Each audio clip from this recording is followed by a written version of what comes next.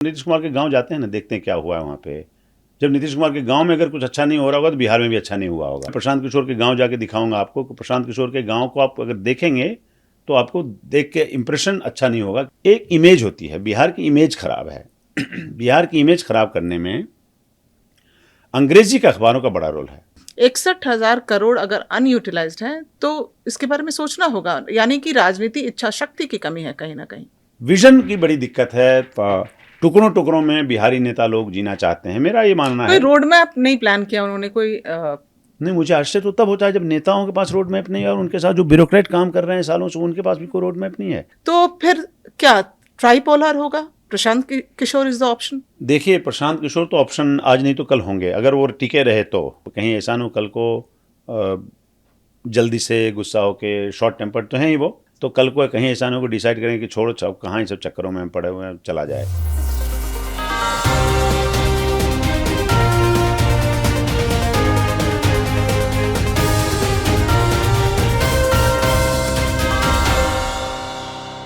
अब चूंकि बिहार चुनावी रंग में रंग चुका है तो हम आपके लिए लेकर आए हैं एक स्पेशल प्रोग्राम, जिससे जुड़कर आप जान पाएंगे कि आखिर बिहार क्यों चूक रहा है। चाणक्य की जमीन में राजनीतिक रूप से कौन पिछड़ रहा है, कहां हो रही है गलती, और क्या कभी बिहार अपनी गलतियों से सीखकर बुद्ध और महावीर के स्वर्णिम इतिहास से कोई सबक लेकर दोबारा अपनी छवि सुधार पाएगा। तो आप हमारे चैनल के साथ जुड़े रह सकते हैं, लेकिन अभी आपके लिए एक असेसमेंट हमारे मैनेजिंग एडिटर की तरफ से पवन कुमार जी हमारे साथ जुड़ रहे हैं, जो बताएंगे कि बिहार आखिर पिछड़ क्यों रहा है और हमारी योजनाएं क्या क्या हैं बिहार इलेक्शंस को कवर करने को लेकर। आपका स्वागत है पवन जी। धन्यवाद धन्यवाद। तो पवन जी, बिहार के ऊपर हमारी प्लानिंग है कि हम एक एक्सटेंसिव कवरेज करेंगे, लेकिन उसकी रूपरेखा कैसी होगी, कहाँ कहाँ तक पहुंचेंगे, क्या हम एंड यूजर या पब्लिक जो जिसके पास योजनाएं पहुंचनी चाहिए नहीं पहुंच रही हैं, उन तक भी हम जानने की कोशिश करेंगे। श्वेता, जनरल देखिए, कन्वेंशनल मीडिया क्या करता है इलेक्शन में। इलेक्शन एक ऐसा वक्त होता है जब आप घुस जाएं उसमें से तो आपको गप करने वाले, कहानियां सुनाने वाले, शिकायत करने वाले, उलाहने देने वाले आपको गली गली में मिल जाएंगे। तो एक तो ये तरीका है, इलेक्शन में लोग जाते हैं, बात करते हैं क्या हुआ जी, ये हुआ और ये नहीं हुआ। प्राइमरीली मैं इकोनॉमिक जर्नलिस्ट रहा हूँ, तो मुझे बड़ा दिखता है कि चीज़ें बदली हैं, कहीं इन्वेस्टमेंट आया है, बाहर से माइग्रेशन हुआ, बाहर से जो लोग आए हैं वो रीस्किलिंग होके आए हैं, बिहार में जिन्होंने धंधा शुरू किया है।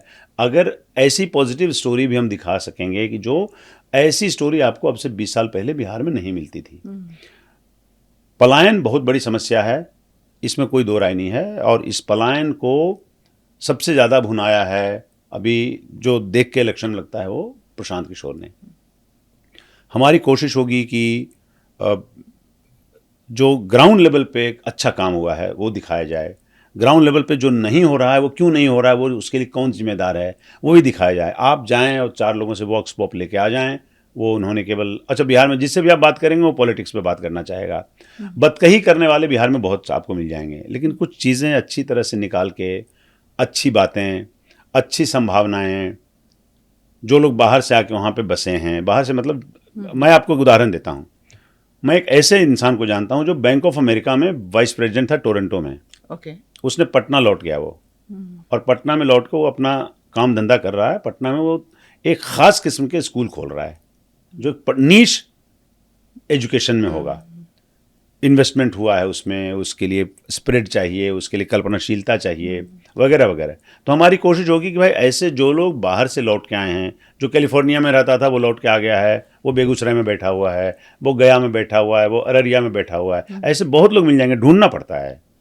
हम कोशिश करेंगे कि ये कैसे ऐसे लोगों से मिलें जो बिहार की अच्छी तस्वीर दिखाएं। प्लस हमारा प्लान है कि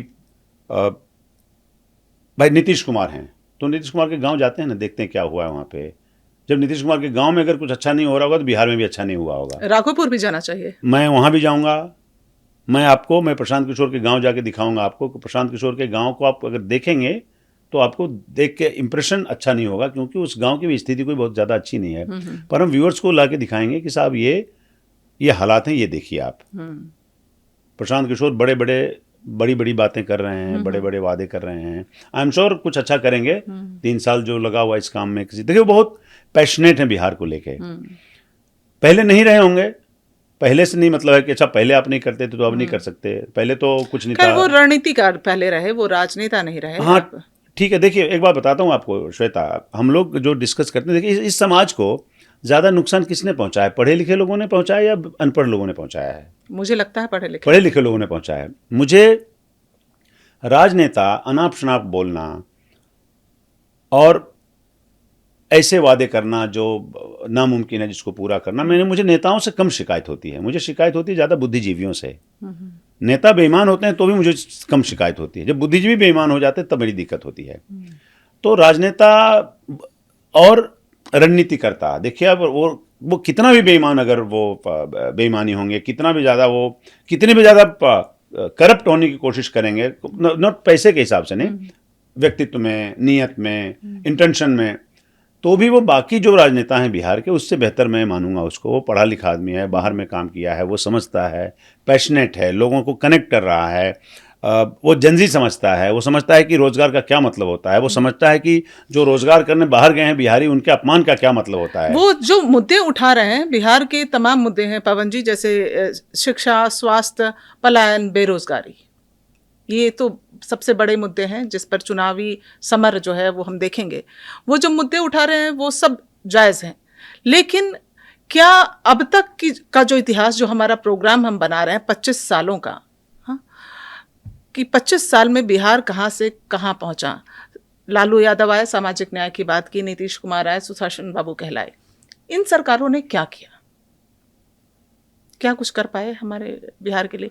देखिए, हम बातें अच्छी कर सकते हैं, लेकिन क्या इन लोगों ने समाज को कुछ दिया, बिहार को कुछ दिया? देखिए हम 2000 से बाद की बात कर रहे हैं। लालू यादव वहाँ पे आए 1990 में, 1990 के मार्च में, और लालू यादव खुद 1997 तक रहे, अगस्त जुलाई तक, अगर मैं ठीक हूँ तो।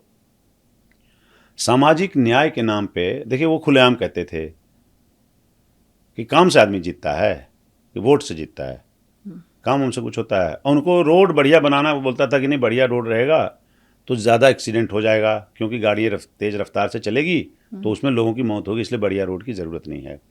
बातें बोलना कि हेमा मालिनी के गाल जैसी सड़क बनाएंगे, वो एक अलग बात है, पर सड़कें नहीं बनी। वो कहते थे बिजली लाने का क्या फ़ायदा है, बिजली की तारें गिर जाएंगी, करंट लग जाएगा तो लोग करंट से मर जाएंगे। सामाजिक न्याय उन्होंने किया कोई इंटेंशन के आधार पे नहीं। सामाजिक न्याय तो हुआ नहीं, पहले मैं उससे थोड़ा डिसएग्री करता हूँ, पर चलिए मैं मानता हूँ कि उन्होंने सामाजिक न्याय किया। कुछ चाहता हूँ बाय प्रोडक्ट हो जाता है, वो अपने मनमानी कर रहे थे, अपने हिसाब से पॉलिटिक्स कर रहे थे, उसमें से कुछ चीज़ें, एक आवाज़ जो है वो मजबूत हुई।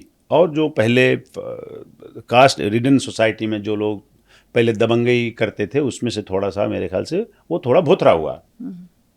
इसका श्रेय लालू यादव सिर्फ इसलिए ले सकते हैं क्योंकि उनको लगता है कि भाई उन्होंने क्लेम किया, वो वैसे भी होता। देखिए मैं बिहार के बारे में एक बात कहता हूँ श्वेता, कि बिहार में पहले ही जैसे हैज़ा फैला हुआ था, लालू जी के आने से पहले हैज़ा फैला हुआ था, और हैज़े में जो है उसके बाद फिर से मलेरिया फैल गया, इनके आने के बाद मलेरिया हो गया। या मान लीजिए हैज़ा फैला हो तो उसके बाद भूकंप आ गया, करेला नीम पे चढ़ गया, राइट ना। इसके पहले भी बिहार कोई बहुत बढ़िया कर रहा था, ऐसा नहीं है। आपको वो देखने के लिए पर कैपिटा इनकम बढ़िया किया, वो देखने के लिए आपको फिर 68 में जाना पड़ेगा, उसके पहले ही। उसके बाद लगातार स्थितियां खराब हुई, डिस्पाइट वो जो काम हुए, बड़े टुकड़ों टुकड़ों में काम हुए बिहार में। तो जब आप सामाजिक न्याय पे आते हैं, जो उन्होंने कहा, कौन सा सामाजिक न्याय का? एक को तो सामाजिक न्याय दिला, अच्छा किसका अपमान करके, किसको नीचा दिखा के, किसको मारपीट करके किसी को आपने न्याय दिलवाया, सम्मान दिलवाया? ये कौन सा सम्मान होता है? मैं इसे सोचता हूँ इसको। देखिए आप एक बात समझिएगा, आपको हमको लोग बाहर में बिहारी बोलते हैं तो सुन ही रहे हैं, तो कौन सी नई बात है? तो जब बिहारी बोलते हैं तो उसका वहाँ के नेता को ज़्यादा फर्क पड़ता है या हमें ज़्यादा फर्क पड़ता है? तो ये वाला जो दंश है, ये किसने ज़्यादा झेला होगा? ये ज़्यादा प्रशांत किशोर ने झेला होगा, सीने में नश्तर की तरह उतरता है। लालू जी को कोई बिहारी नहीं बोलता है, लालू जी को कौन बोलेगा बिहारी? हाँ, ऑफ कोर्स। वो तो भाई चीफ मिनिस्टर रहे, ये तो हम बड़े जैसे नेता लोग हैं, जो रोजाना घर से बाहर निकल रहे हैं, जो झेलते हाँ, हैं। जो साधारण आदमी है उसको झेलना पड़ता है। Bihari is a bigger identity. I always say कि Bihari is a bigger identity. आपने उस आइडेंटिटी को टुकड़ों टुकड़ों में बांटा और बोला कि साहब आप ये कास्ट हैं, आप ये कास्ट हैं, आप ये कास्ट हैं, ठीक है ना। तो उनको तो कोई फर्क पड़ता नहीं, नेताओं को फर्क पड़ता है जो बिहार से बाहर रहते हैं। तो उससे मैं कहता हूं कि इसमें जब ये बात बोलते हैं Prashant Kishor, migration on the whole, ये ज़्यादा जो नए वोटर्स हैं, खासकर नई उम्र वाले, वो ज़्यादा इससे कोरिलेट करते हैं। लेकिन मुद्दा तो हमेशा बिहार का सबसे बड़ा रहता है, जब चाहे कितनी भी समस्याएं हों। इतने साल मैंने देखा है बिहार का चुनाव, मैं देख रही हूँ, समस्याएं चाहे कितनी भी गंभीर हो, जब हम ज़मीन पर उतरते हैं और बैलेट बॉक्स के सामने खड़े होते हैं तो वोट जाति के आधार पर हो जाता है। ये केवल बिहार में नहीं होता श्वेता। आपको मैं एक स्टडी कोट करता हूँ, इस पर बहुत काम हुआ इस देश में। अजीम प्रेमजी यूनिवर्सिटी ने एक सर्वे किया है, मेरे ख्याल से 2021 का सर्वे, अगर मैं ठीक कहूँ तो। उसमें इस देश में, अब बिहार की बात छोड़ दीजिए, बिहार बदनाम है। इसीलिए मैं कहता हूँ ना कि लोग बिना पढ़े अखबार के सेकेंडरी टर्शरी इंफॉर्मेशन के आधार पर हम अपनी राय बनाते हैं। बेसिक चीज़ें हमें नहीं पता हैं। इस देश में मेजॉरिटी ऑफ द स्टेट्स में मैं बात कर रहा हूँ, जो ऑन एन एवरेज है 54-55% लोग कास्ट आइडेंटिटी पे डिसाइड करते हैं। बिल्कुल, रेड्डीज हो, लिंगायत हो, और सबसे ज़्यादा कहाँ है, आप अंदाज़ा लगाइए, आप बताइए ज़रा।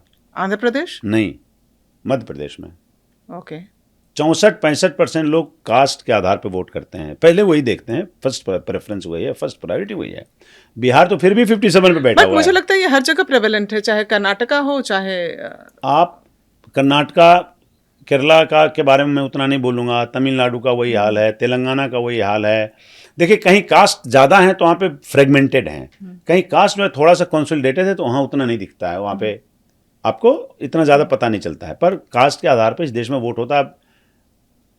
जिसने काम किया भाई 20-25,000। लेकिन कहीं तो कोई कमी रही होगी ना पवन जी। आप देखिए कि ये आप कह रहे हैं ये सही है, मैं भी मानती हूँ, लेकिन जब हम बिहार को देखते हैं तो उसकी छवि मतलब तमाम राज्यों में सबसे नीचे पायदान पर होती है। तो ये छवि इतनी खराब होने के पीछे कोई तो वजह होगी। एक स्वीडिश स्टेटिशियन होता था, हंस रोजलिंग, अब उनकी डेथ होगी, मतलब दुनिया के बहुत बड़े स्टेटिशियन माने जाते थे, और मॉडर्न समाज में स्टैटिस्टिक्स को कैसे आसान ज़बान में समझाएं, वो उसका पुरोधा थे। उन्होंने एक सर्वे एक बार किया और पूरी स्टेडियम नहीं कहूँगा, मतलब एक बड़ा सा हॉल, वहाँ पे लोगों से पूछा कि ये देखिए कंट्री क्या है, बांग्लादेश को दिखाया, बोला क्या होगा इसका, इसकी इमेज के बारे में पूछा। तो उसने पूछा कि क्या लगता है आपको इसका क्या जीडीपी होगा, मेडिकल में कैसा कर रहा है, हेल्थ में कैसा कर रहा है। एक एग्जांपल बता रहा हूँ आपको। तो जो बैठे हुए लोग थे उन्होंने जो बोला वो उससे कहीं भी बांग्लादेश के इकोनॉमिक इंडिकेटर्स मैच नहीं कर रहे थे। तो ये किस्सा मैं आपको इसलिए सुना रहा हूँ कि वो जो ज़्यादा इमेज जो काम करता है वो मीडिया का क्रिएटेड इमेज है। अभी हमारी क्या इमेज है यूरोप में कि सांप बिच्छू से थोड़ा सा बेहतर हुआ है, लेकिन मिला जुला के अभी भी कोई ऐसा नहीं कहता कि यार हिंदुस्तान इसका मतलब अच्छा टेक्नोलॉजिकल रेवोल्यूशन हो रहा होगा, वहाँ पे वंदे भारत ट्रेनें चल रही होंगी, दुनिया के बड़े बड़े एयरपोर्ट्स काम कर रहे होंगे, जिसमें से बॉम्बे है, दिल्ली है और चेन्नई है, कलकत्ता, जो भी है। एक इमेज होती है, बिहार की इमेज खराब है। बिहार की इमेज खराब करने में अंग्रेजी के अखबारों का बड़ा रोल है, ये ध्यान रखिएगा। तो अंग्रेजी के जो पत्रकार हैं, एक वर्ग है श्वेता, मैं ऐसा मानता हूँ, जिसको उससे रोटी कमानी होती है, वो बिहार की इमेज ऐसी बनी रहे, उनके बारे में आप बोलेगा सभी अंग्रेजी बोलने वाले सभी पत्रकार आपको बोलेंगे कि बिहार में सामाजिक न्याय हुआ है, लालू यादव ने ये कर दिया, लालू यादव ने वो कर दिया, और अंदर बैठ के उसके बाद मजाक उड़ाते हैं, देखो बिहारी कैसे बात करता है। इस बात को देखिए, लालू जी नेता कम अभिनेता ज़्यादा हैं, मैं ऐसा मानता हूँ। दो वर्ग है जिनसे मैं बिहार के विषय पे नहीं उलझता हूं। मैं अंग्रेजी के पत्रकारों से मैं नहीं उलझता हूं, वो समझ ही नहीं सकते, और जो गैर बिहारी पत्रकार हैं उनसे भी मैं नहीं उलझता हूं, तो वो भी नहीं समझते हैं। उनको बड़ा रिफॉर्म्स नजर आता है, वो नीतीश कुमार और लालू यादव और बाकी में बराबरी करते हैं, कोई बराबरी नहीं है भाई। 20 साल में बिहार ने वो देखा जो पहले नहीं था, सड़क, बिजली और क्राइम। क्राइम काफ़ी हद तक कंट्रोल हुआ। तो इसलिए जो बिहार की इमेज एक तो है, थोड़ी दिक्कत है, इकोनॉमिक इंडिकेटर्स के आधार पर देखेंगे वो सब है, कोई उसमें कबूल करने में कोई बुराई नहीं है, लेकिन मीडिया क्रिएटेड जो इमेज है ना वो बहुत ख़राब है।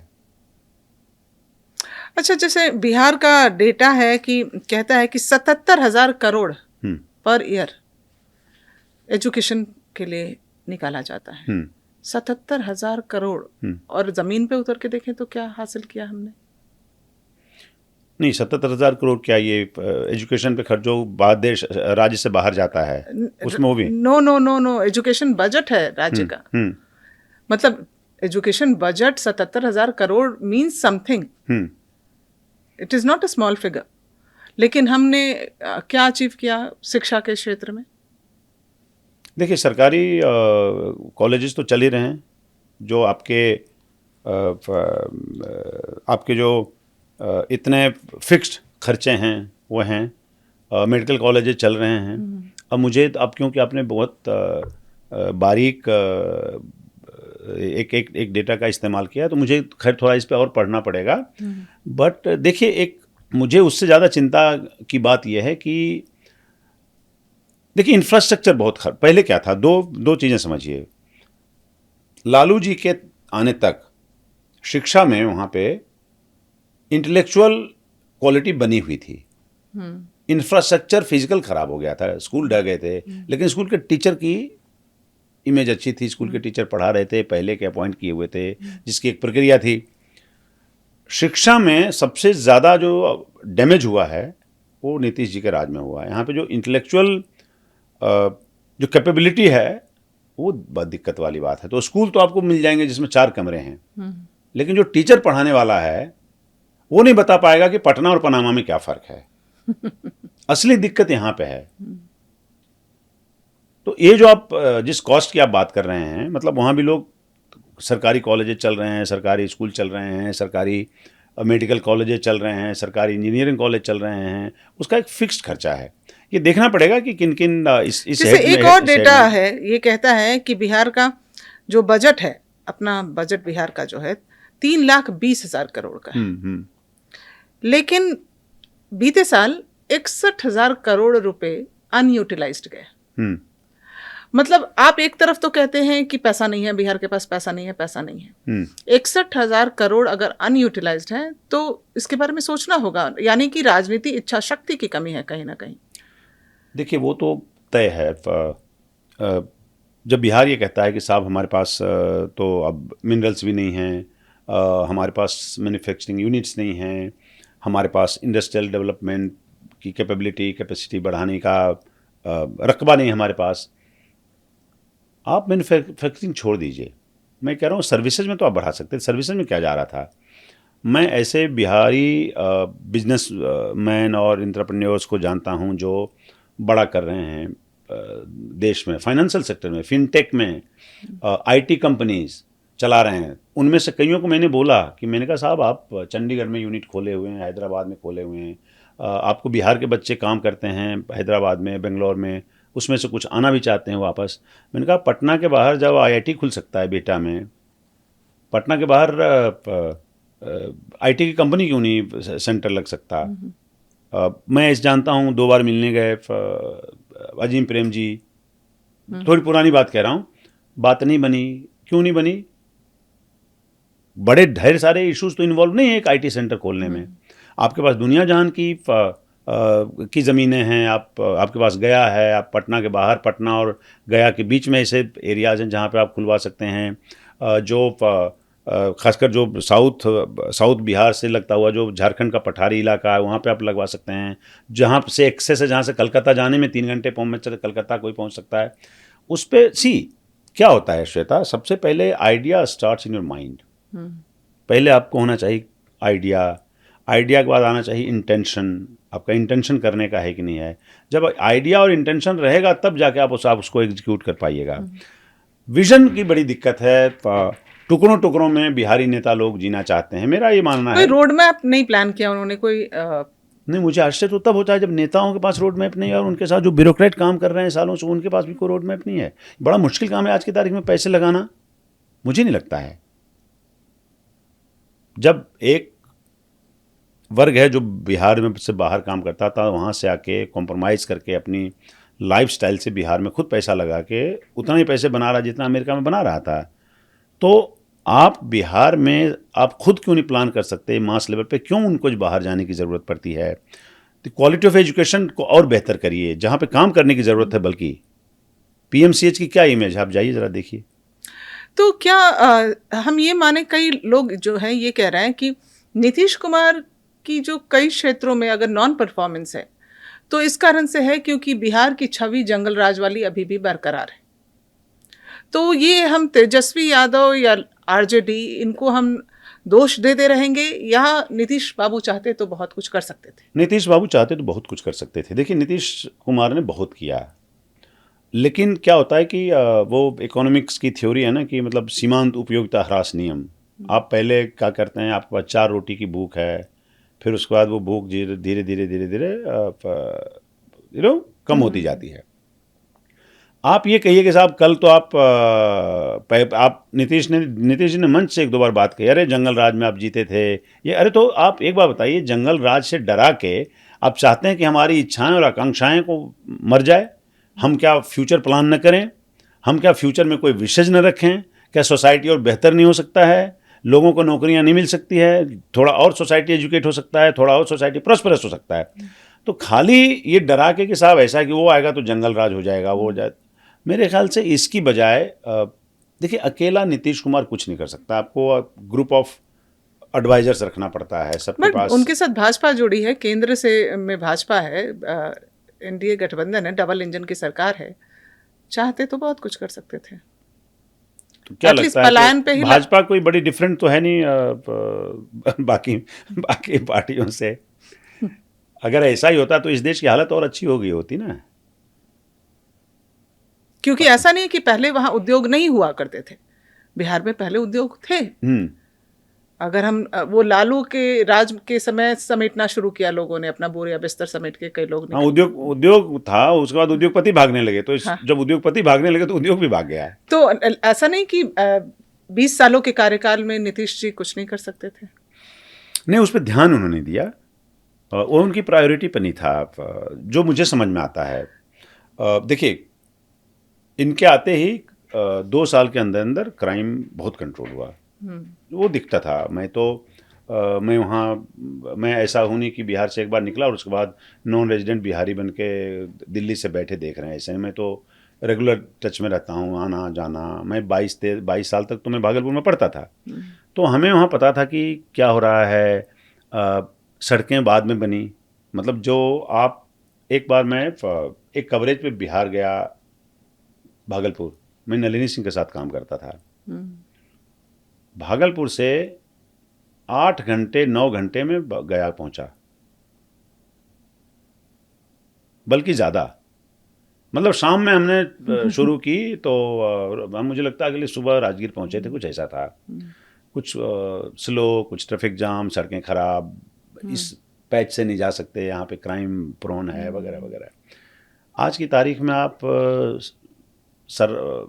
भागते हैं। ठीक है, लेकिन सड़कों को दिखा के तो ये नहीं कहा जा सकता ना कि नीतीश जी ने बहुत काम कर लिया। बहरहाल, ये हम तो जब जाएंगे फील्ड में उतरेंगे तो इन सारे टॉपिक्स को हम विस्तार से बात करेंगे। लेकिन क्या हम नीतीश जी का एक विकल्प तेजस्वी में देख सकते हैं? आपको क्या लगता है, या उसका लेगेसी, तेजस्वी की जो लेगेसी है उसके लिए प्रॉब्लम, समस्या बन गई है? देखिए, ये उस देखिए, नीतीश कुमार के साथ, नीतीश माइल्ड मैनर आदमी हैं। नीतीश कुमार के पास इसके पहले चीफ मिनिस्टर से पहले भी बनने का अनुभव रहा है। सेंटर में वो मंत्री रहे, एग्रीकल्चर मिनिस्टर थे, रेल मिनिस्टर थे। पेशे से इंजीनियरिंग पढ़ा हुआ इंसान।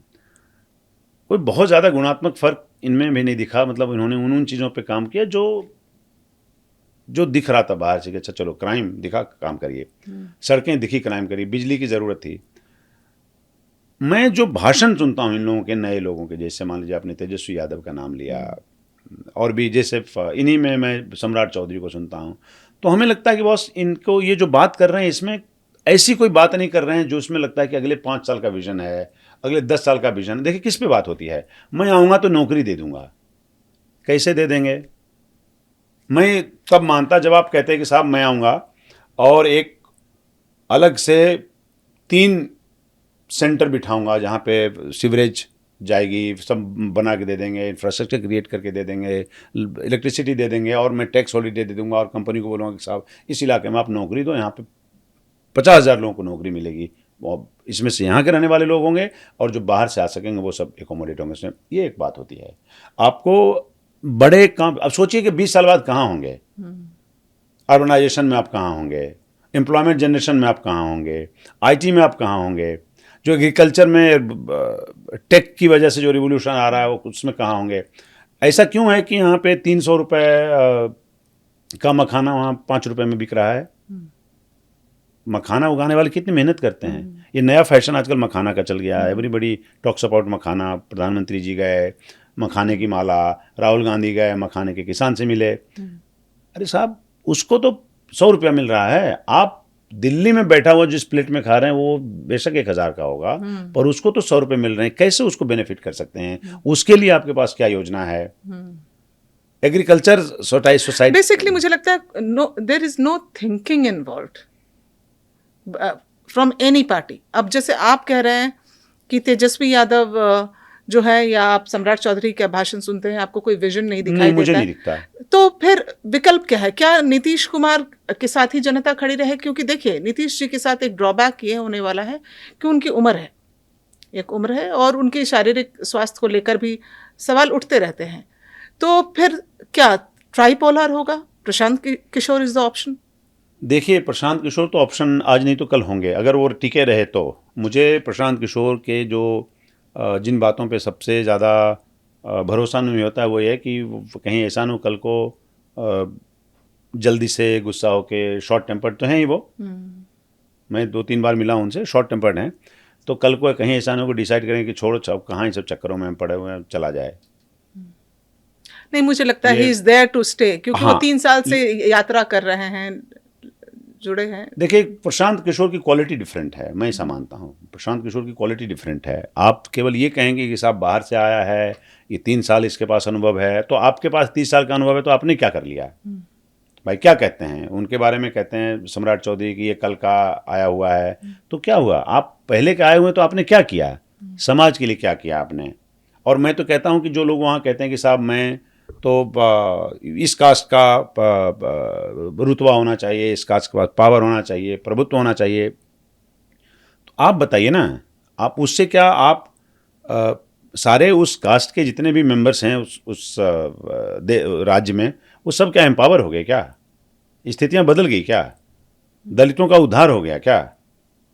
What is the percentage of Dalit people 3% doing Dalit education? 7वीं नहीं पास कर रहे हैं, 12वीं नहीं पास कर रहे हैं, 3% बच्चे कर पाते हैं। तो क्या, तो दलित को एम्पावर करिए ना, कि आप केवल दलित, देखिए दलित के वोट, दलित के नाम पे आप वोट केवल लेते हैं, या मुसलमान 12वीं पास उसको एम्पावर करिए। 18% मुसलमान है, देखिए क्या एजुकेशन की स्थिति है उनकी, जाके देखिए उनका पर कैपिटा इनकम आप देखिए। केवल आप वोट लेने के लिए उनका इस्तेमाल करेंगे तो फिर कैसे तरक्की होगी? तो मुझे लगता है पवन जी कि हम लोग फील्ड में उतरेंगे और जनता और नेताओं और सबसे रूबरू होके गांव-गांव तक पहुंच के जो रिपोर्ट लेकर आएंगे वो दर्शकों तक हम लेकर आएंगे, प्रस्तुत करेंगे। और हम कोशिश यही करेंगे श्वेता कि आपको वो चीज़ें दिखाऊं जो आपको अब दूसरे लोग नहीं दिखाते। देखिए, एक ना ये एक सिंड्रोम है उस तरह का कि जैसे मैं देखता हूं कि जो लोग पॉलिटिकल रिपोर्टिंग में हैं उनके लिए साधारण सी बात लगती है, वो बात नहीं पूछते। आप कितने रिपोर्ट आपने देखा है जिसमें देखा है कि कुछ अच्छी चीज़ें भी बिहार में हुई, उस पर कितने ऐसे रिपोर्ट देखते हैं? अखबार में देखने को नहीं आती। कुछ तो अच्छा हो रहा होगा ना, तो ऐसी भी चीज़ें दिखानी चाहिए ना हमें। जैसे मैंने अभी बैंक ऑफ अमेरिका वाले का एग्जांपल दिया आपको, that is one example. There are several things which are taking place. अभी आप मखाना के बारे में, जैसे तालाब से टेबल तक आता है, आप देखिए ना, अभी मखाना वोट लेने के लिए एक वस्तु के तौर पे उसका इस्तेमाल हो रहा है, लेकिन उसमें क्या स्थिति, कैसे लोग काम करते हैं, कितने लोग इन्वॉल्व हैं, कोई दिखाए, कोई उसका सप्लाई चेन क्या है, वैल्यू चेन क्या है, ये भी कोई दिखाएगा। तो हम ये कह रहे हैं कि हम जो सच है उसमें कोशिश करेंगे कि उसको ट्रेवल सामने के लाएं। ज़रिए, मूड मैपिंग के ज़रिए, इंटरव्यूज़ के ज़रिए, ऑब्जर्वेशन के ज़रिए, बातचीत के ज़रिए देखते हैं ना आप जाके कि क्या हो रहा है ग्राउंड लेवल पे। कांग्रेस के प्रेसिडेंट हैं राम साहब, तो राम साहब के गांव जाते हैं, देखते हैं जो अपना गांव बना। देखिए, जो बढ़िया नेता होगा उसका गांव भी बढ़िया बना होगा। बिल्कुल, जो अपने गांव पे नहीं ध्यान दे रहा है वो देश पे कैसे ध्यान दे देगा। Of course. मैं ऐसा मानता हूँ। ठीक है पवन जी, तो मुझे लगता है दर्शकों को अगर इस प्रोग्राम से जुड़ना है तो आप चैनल को लाइक और सब्सक्राइब ज़रूर कर लीजिए, क्योंकि इस तरह की इन्फॉर्मेशन जो अभी हमने डिस्कस किया आप तक हम लेकर आते रहेंगे लगभग रोज़ाना, जब तक बिहार चुनाव चल रहा है, उस सरकार बनने के बाद भी। Thank you so much. Thank thank you, you thank Pavan you. Ji, thank you.